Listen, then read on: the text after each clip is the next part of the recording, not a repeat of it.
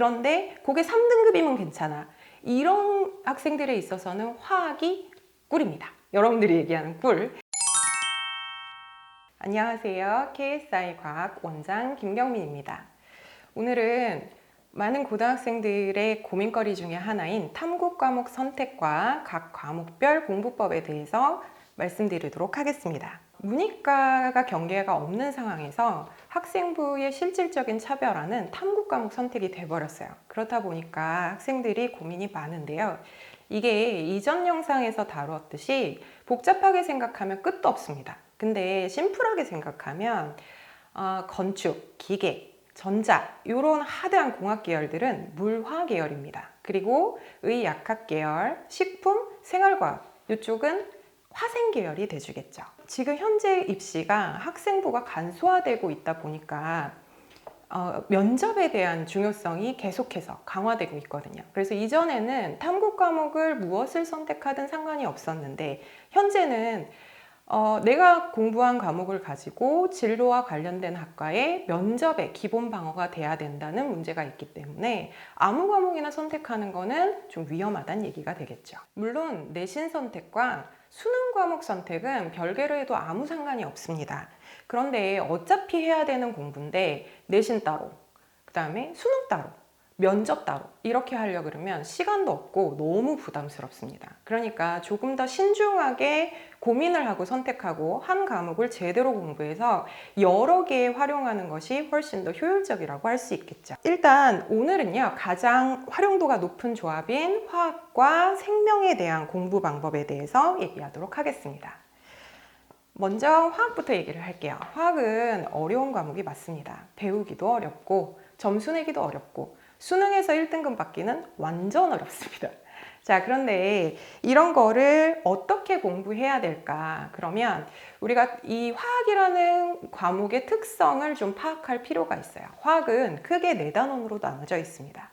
그런데 이 4단원 중에서 학생들을 공포에 떨게 하는 거는 1사단원이에요. 그래서 1사단원은 이제 숫자를 좀 많이 쓰고요. 그 다음 시간의 압박이 있습니다. 그리고 굉장히 난이도가 높은 킬러 문제라고 하는 구간이 존재하는 애죠.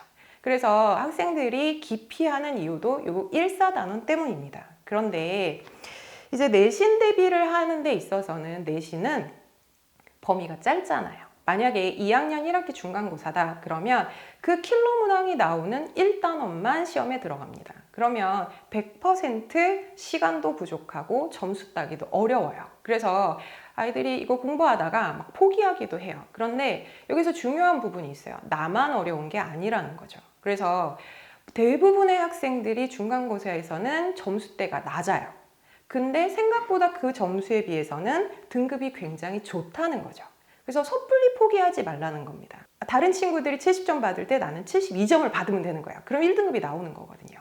자, 그래서 우리가 모든 문제를 다 풀고 그 다음 100점을 맞겠다 이런 식으로 접근을 하면 1단원에선 좌절밖에 못 겪어요. 그렇기 때문에 좀 더 구체적이고 실질적인 접근이 필요합니다. 첫 번째, 일단 기본 개념을 먼저 잘 습득해라 라는 겁니다.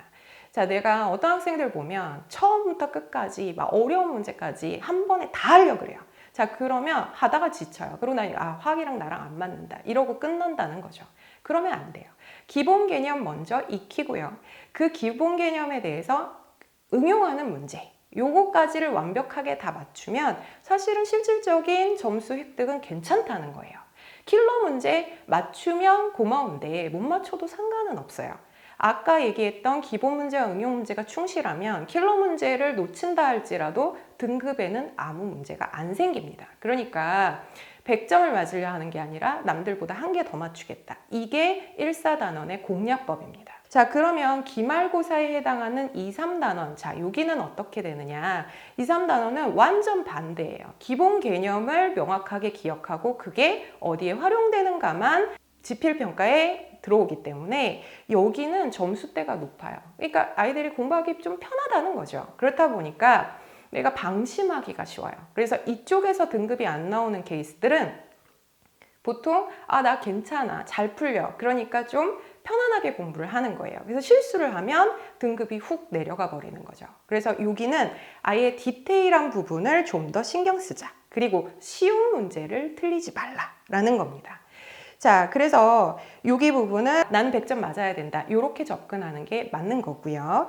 자, 그리고 또 하나 여기에서의 주의점은 수능하고 내신하고 레벨이 다르지 않다는 겁니다. 아까 1, 4단원은 레벨별로 문제를 풀어줘야 돼요. 그런데 2, 3단원은 내용을 정확하게 인지한 상태에서 어떤 유형의 문제가 나온다 할지라도 내가 기본 개념을 응용해서 풀 수 있다라고 생각하셔야 돼요. 그래서 레벨별로 문제를 풀기보다는 다양한 문제를 더 많이 푸는 것이 더 올바른 접근법에 해당합니다. 그리고 이 부분은 면접에서 주로 얘기되는 부분이에요. 기출은 1, 4단원에서는 면접 문항을 만들기가 굉장히 어려워요. 그래서 개념에 해당하는 2, 3단원에서 내용이 주로 기출이 되기 때문에 여기를 잘 공부해 놓는 거는 면접에서도 굉장히 쓰임새가 크다는 거죠. 그리고 만약에 수능을 화학으로 보려는 친구들에 있어서는 3학년 때 2, 3단원을 다시 공부한다. 웬만하면 저는 화학 말리고 싶습니다. 2, 3단원은 2학년 때 내신 대비할 때 수능 레벨까지 다 완수를 한다고 생각하시는 게 훨씬 더 명확한 접근법입니다. 자, 그럼 마지막으로 누가 수능 화학을 보느냐? 수능 화학 아까 말씀드렸듯이 1등급 받기 진짜 어렵습니다. 그래서 기피하는 과목 중에 하나예요. 근데 그럼에도 불구하고 나는 화학을 잘하고 자신이 있다. 그런 친구들은 해야죠. 근데 그거 말고 얘를 좀 전략적으로 이용하는 것도 필요해요. 뭐냐면 내가 수시에 수능 최저 등급이 필요해. 그런데 그게 3등급이면 괜찮아. 이런 학생들에 있어서는 화학이 꿀입니다. 여러분들이 얘기하는 꿀. 그게 뭐냐면 아까 얘기했던 2, 3단원 내신 준비하면서 충분히 공부했다면 요 내용만 다 맞춰도 3등급은 안정적으로 나옵니다. 그러면 킬러 문제 내가 손 못 대고 그냥 버린다고 할지라도 2, 3단원만 열심히 공부해서 요거를 안정적으로 획득할 수 있다면 얼마든지 얘는 활용 가능한 과목이란 얘기죠. 그래서 자기의 목적에 맞춰서 과목을 선택하는 거 활용해 보시기 바랍니다. 다음은 생명과학의 공부법에 있어서 이용기 선생님께서 말씀드리도록 하겠습니다.